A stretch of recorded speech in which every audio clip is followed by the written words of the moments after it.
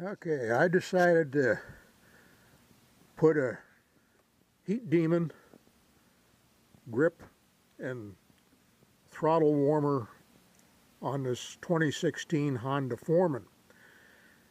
And during my research before I bought this, I couldn't find any instructional videos on this particular machine. So I decided to do a how I did this video.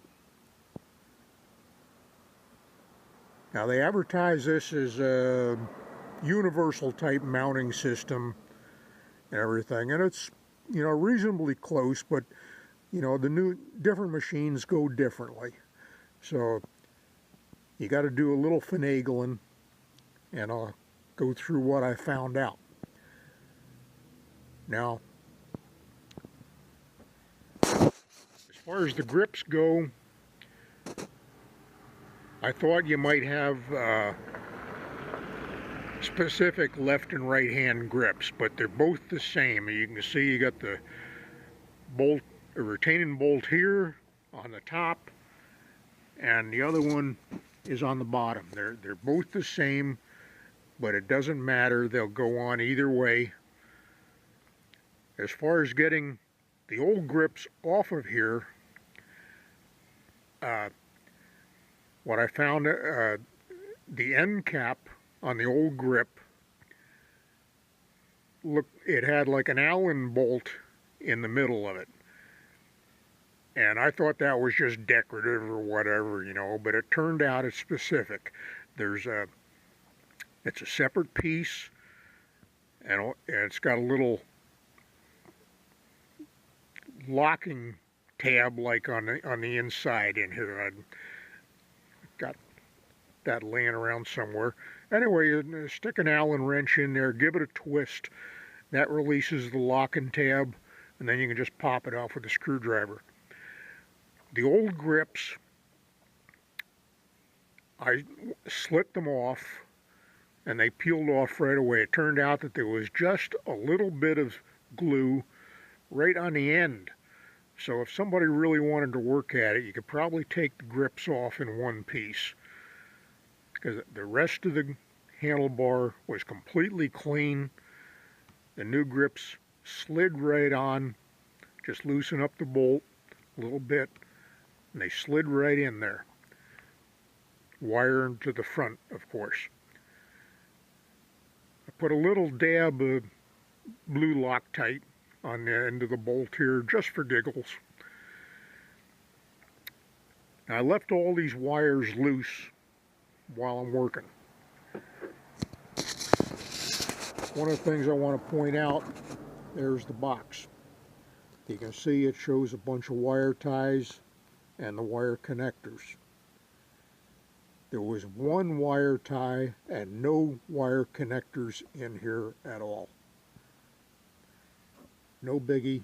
I got a bag of wire ties in my kit, and Napa is your friend. They had more wire ties out there.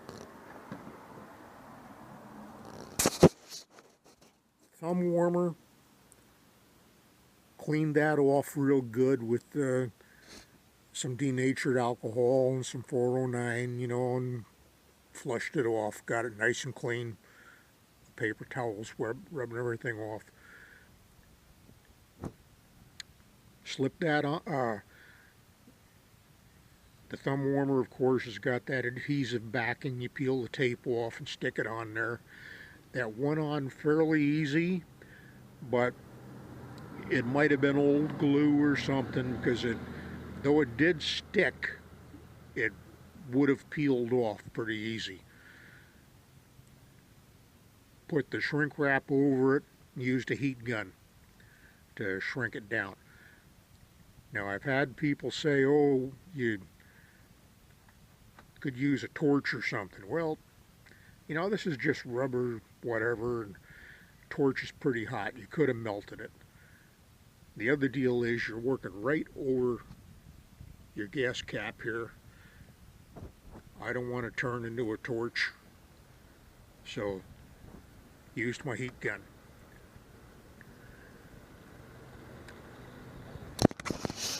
And it comes to mounting the control box.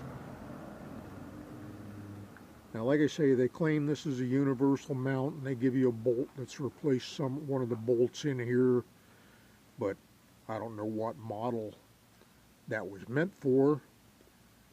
I wanted this box to fit where it wasn't going to snag brush. Now, over on this side, got the fluid reservoir for the brakes, got the winch control, bunch of cables coming out. Not really much you can mount there. On this side,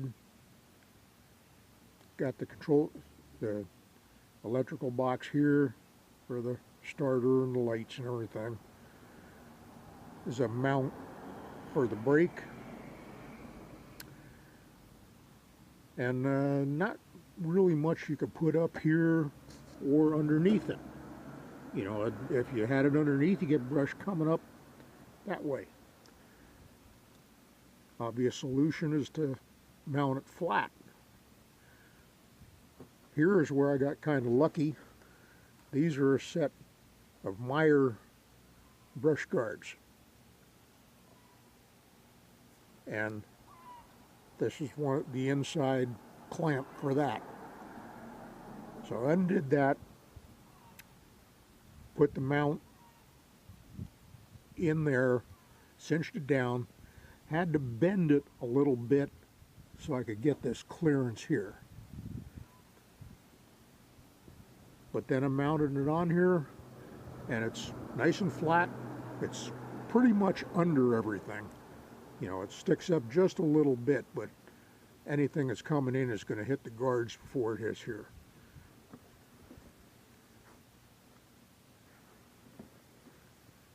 Now, as far as the wiring goes, it's easier if you take the cover off here first. It gives you a little room to work. But my original plan was to run the hot wire underneath here, and here's your auxiliary power outlet. You might call it a cigarette lighter outlet or whatever. And I checked this first. Make sure there's no power to that until you turn the ignition on. Because you don't want this thing running all the time, or, you know, turn it off and turn the machine off and it's still running and runs your battery down. You want to hook to some place where the power's off when the key's off. Now, my original plan was to run underneath here, and this has got the wires running in to a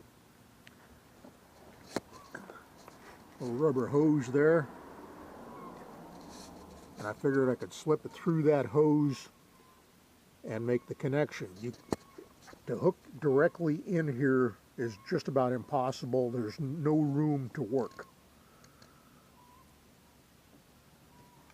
Well, trying to slip it through that hose turned out to be like pushing a snake. It just wouldn't do it.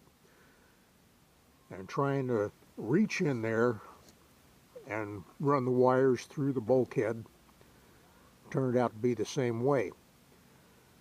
So I took a long screwdriver, taped the wires to the end of the screwdriver, and then I could reach in and work it through the bulkhead and make the connections. Now, you can see the red wire, the hot lead to the controller. And that wire it's connected to is the white wire with the black stripe. That's the hot lead. The ground is connected to the green wire. That's your ground. That all checked out. When it only works when the ignition switch is on.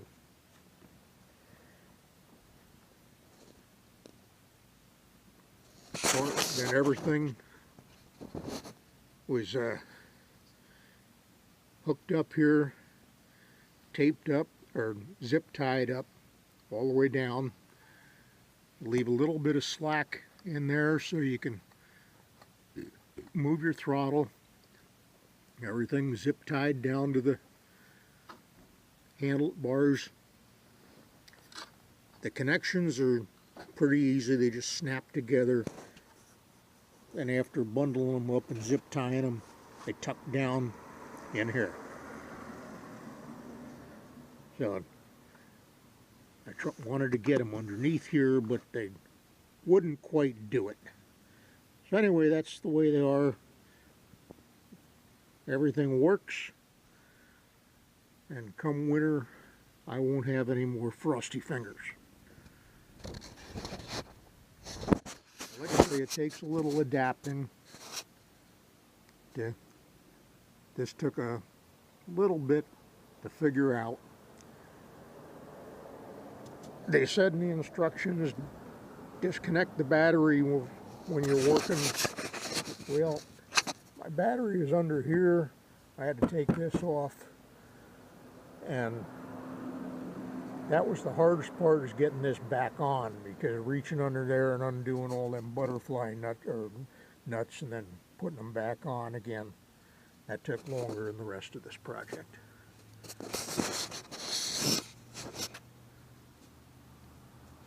And that's about it for the 2016 Honda Foreman install of the Heat Demon grip and thumb warmer.